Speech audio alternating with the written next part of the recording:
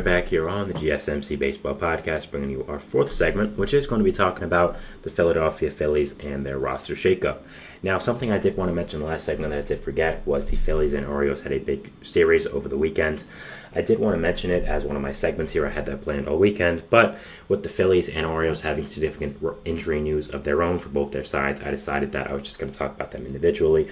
But just to start off with it, the Phillies did end up losing this series to the Orioles.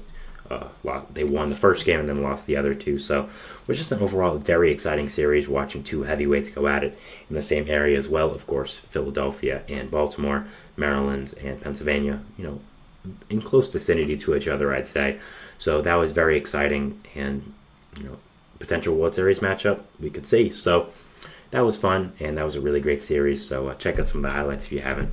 Really, really great, and the Orioles got the best, but overall, still very, very fun and very exciting to watch. So, the Phillies today had a big roster shakeup, having superstar Trey Turner come back from the IL after a hamstring strain and sliding him into the starting lineup, and sending starting center fielder Johan Rojas down to AAA.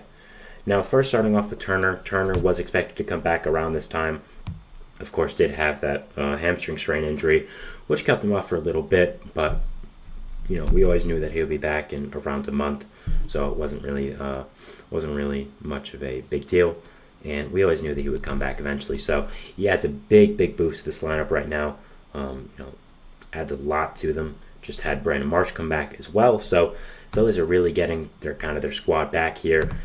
J.T. Realmuto, of course, still is hurt, but you're not going to get him back for a little while, so we'll have to see. But yeah, Trey Turner, obviously one of the better shortstops in all of baseball, one of the better players in all of baseball, and getting him back should be a really huge addition to this Phillies team, and should be something that is very, very exciting. So I'll definitely be watching and definitely be seeing how he does come back. I don't think there should be any big problems with him right now. And yeah, very excited to see him come back, and again, should help this team significantly. Is one of the better shortstops in all of baseball, so should always end up helping out. After that, we have Johan Rojas, who was optioned to AAA.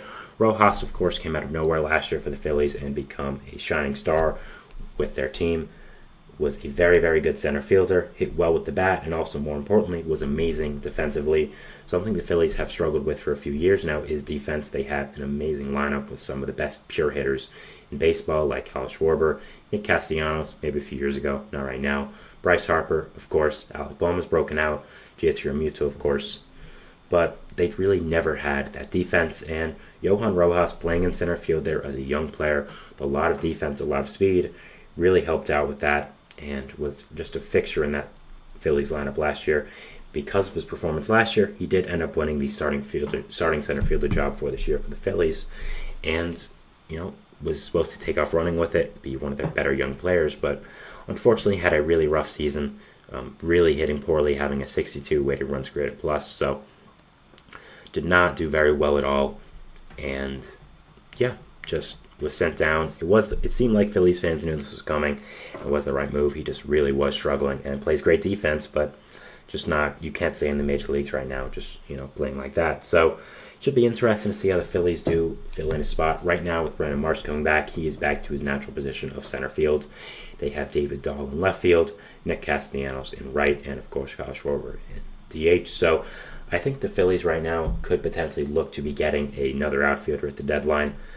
David Dahl is a fine bench player, fine platoon player, has become a very solid bench player for this Phillies team, but just cannot be starting in 2024, and he is going to be for a little bit right now, I'd say. I mean, that 8 to 9 is a black hole right now with David Dahl and Rafael Marchand, so the Phillies do need to get another outfielder. I'm sure there's a lot of outfielders available on this market, and being able to get a corner outfielder, I'd say a big hitter, would be something that is a big positive for them.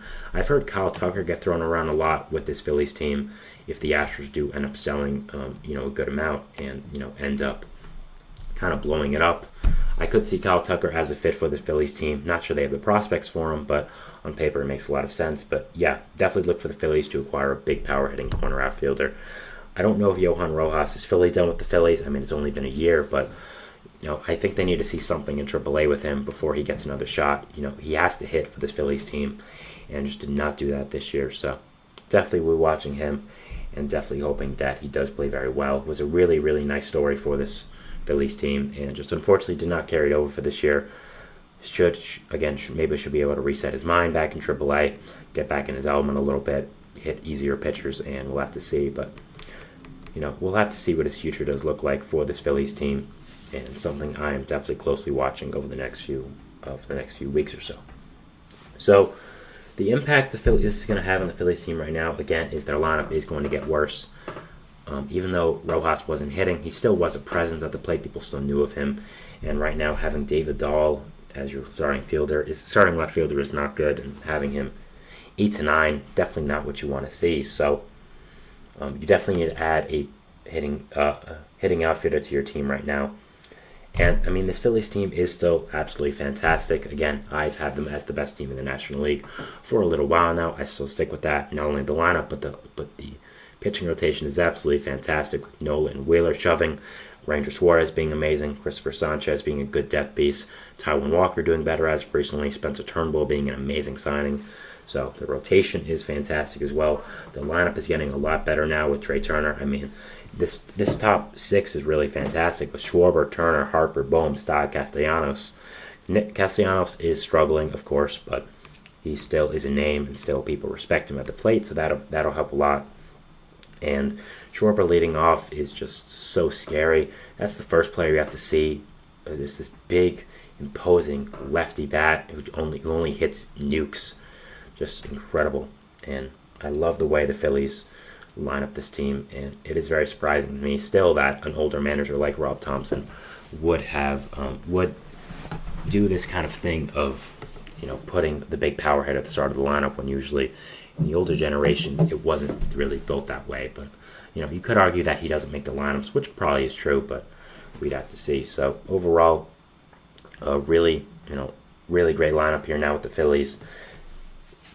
Getting Trey Turner back is going to be a significant upgrade over Edmundo Sosa, who I think has proved over the past few weeks that he's not up to being a starter and is more of just a utility man, a good player off the bench. Really, honestly, is a very good backup for the Phillies to have. Just is not a guy I think should be starting right now, and not a guy I think should be, playing significant time for this Phillies team who is trying to win a World Series. So, yeah, overall, I think that's what the Phillies have learned, and I think that will be very, very fun to see what this Phillies team does do over the next few weeks or so with Trey Turner coming back. Apparently, JT Realmuto is trying to come back within a month.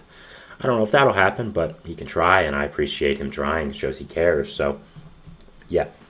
Overall, looking at the NL now and seeing where the Phillies do factor in, again, I think they are the best team in this league, especially now with the Dodgers having all these injuries, the Braves having all these injuries. I don't really know if it's that close. I think the Brewers are a good team as well, who are also factoring into this NL. But I think at this point, the Phillies are significantly better than the Brewers. The Brewers really do not have much pitching. And I think that the Phillies are a better team and are the best team in the NL. The NL is very, very interesting to watch this year again. It's the Phillies. It's a gap now with the Dodgers injuries. I'd say it's the Dodgers, Brewers. I'd go Braves then. And then there's a lot of other teams you could put in this next place. You could put the Cubs, Padres, Diamondbacks, even the Mets.